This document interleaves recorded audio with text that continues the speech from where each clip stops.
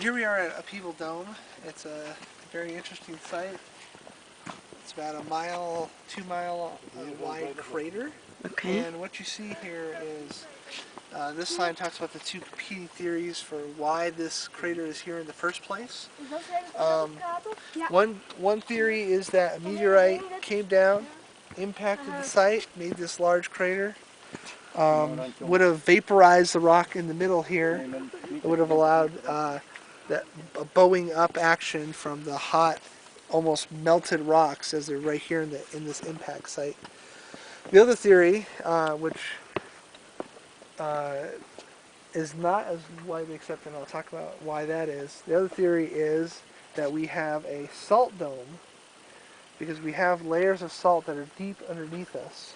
The paradox formation, similar to it's the same formation that would have made a lot of the features that we see at Arches National Park. So we know that it occurs in this area, and that is salt would kind of come up, make a little bubble, kind of like a lava lamp, because salt is less dense than rock. It would kind of force its way up and create this kind of impression. Later on, the salt will be eroded away by rain coming in, and then it would kind of leave this hole left over. The erosion that would occur is the salt pushing those rocks up, causing them to get eroded, breaking them up, and then later on with rain, it would kind of cut its way down into the crater after these weakened rocks that were right here in the middle of this salt diapir, as it's called. Recently, I think in the mid-2000s, they came out with a discovery of a very special mineral called stishovite. This mineral, it's a variation of quartz, can only be found in meteorite impact sites. There's no other place in the world that you can find it. And they found this mineral here at this site. So that makes the meteorite impact theory for why this odd feature is here a much more viable theory, because it has kind of the smoking gun, if you will, to find this special mineral here. Now, certainly salt has played some role here, and the way I would kind of say it is you get the meteorite to kind of puncture this flat layers of geology that are very strong, these rocks like the Navajo, the Entrada sandstone.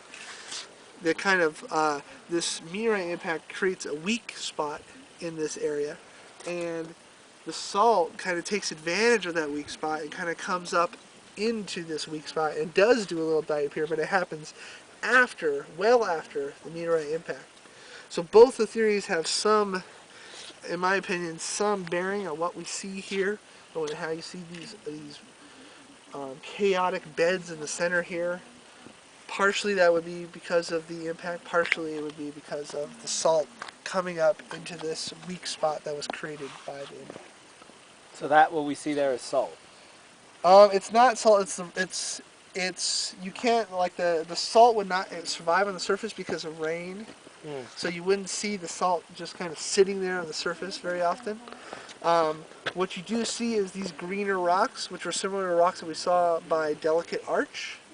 These greener rocks are from these lower formations, like the Paradox Formation, so they're coming up into this weak spot, partially because of the impact, partially because of the salt here.